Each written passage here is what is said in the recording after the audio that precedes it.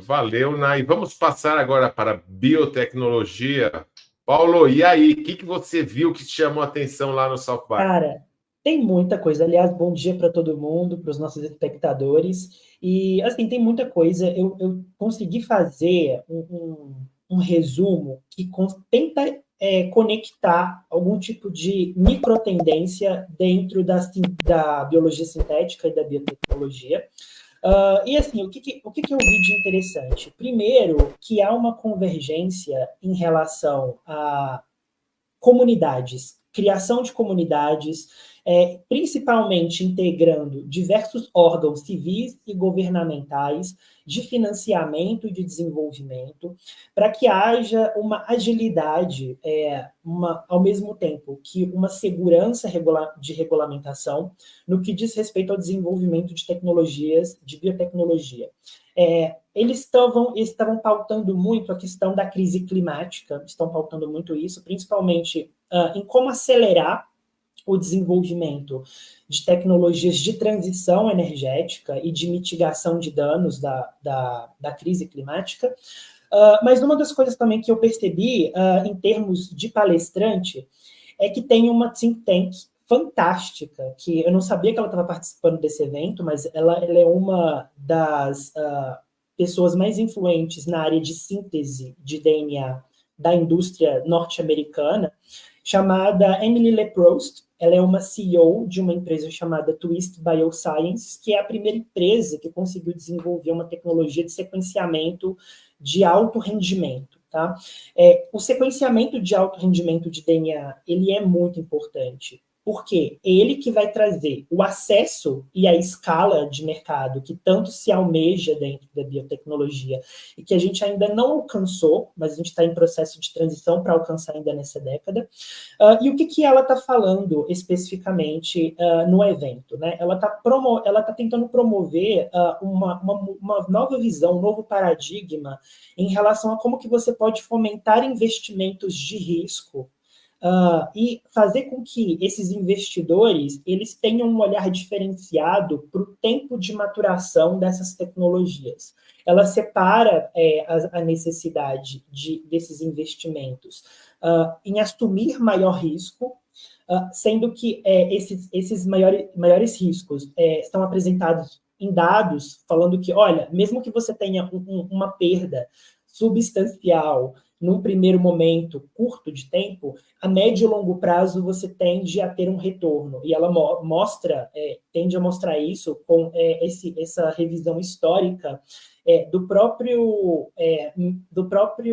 ecossistema de investimentos norte-americano e europeu.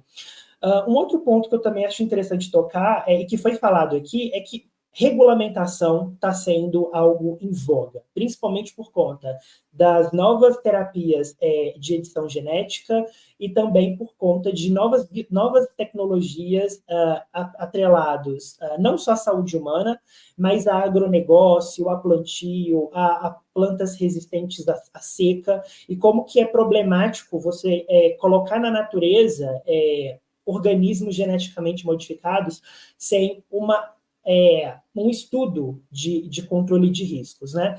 Ao mesmo tempo, tem sido falado de estruturas de blockchain, o que foi colocado aqui, mas ao invés de ter uma estrutura de blockchain em termos de fintech, ela seria estruturas de blockchain para tanto transparência quanto para rastreio. Então, a gente está falando sobre como que você pode utilizar a blockchain, os servidores blockchains, para, por exemplo, ter um controle melhor entre serviços que sintetizam sequências potencialmente perigosas. Para quem que essa sequência está sendo sintetizada? Qual que é o caminho que ela faz? Qual que é o contrato envolvido entre quem está produzindo essa sequência e o cliente que vai utilizar ela, sabe-se lá para quê. Então, você consegue utilizar as plataformas blockchains para construir, por exemplo, contratos inteligentes que estejam de acordo com as boas práticas das regulamentações que existem até então, sem, no entanto, promover uma burocratização asfixiante e uma perda da capacidade competitiva, que é o principal medo que atualmente o setor de biotecnologia tem em relação ao seu desenvolvimento de rápida expansão.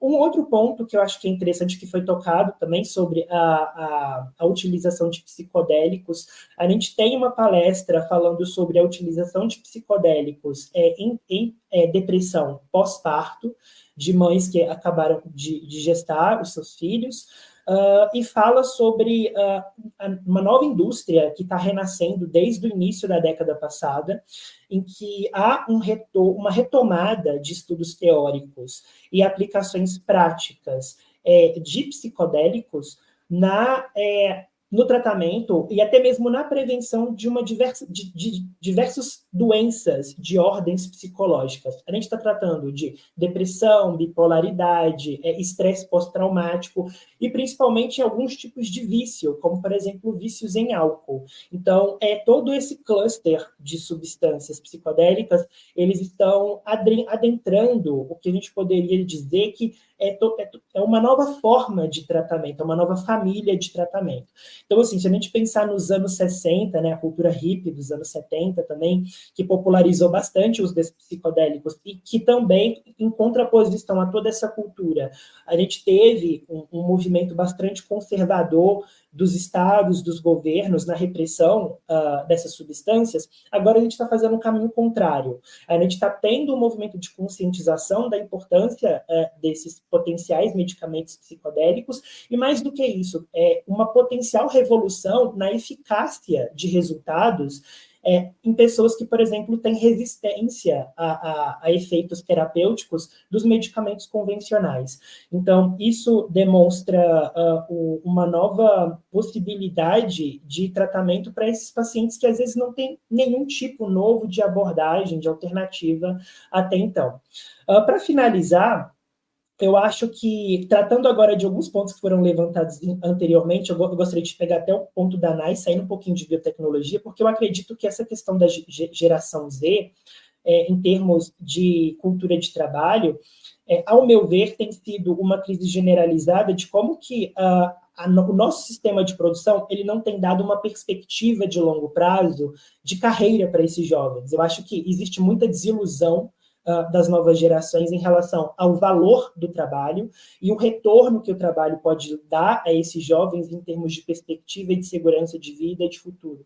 Eu e a Ana Flávia, a gente estava até discutindo um pouco tempo sobre como que várias crises relacionadas à juventude, não só a questão do trabalho, mas também a crise da identidade da masculinidade no século XXI, estão intimamente atrelados à questão da produtividade. Se a geração boomer vislumbrava o trabalho como um modo de vida, a geração Z ela faz o caminho inverso, ela entende o trabalho apenas como uma parte específica da vida que eles querem utilizar para viver.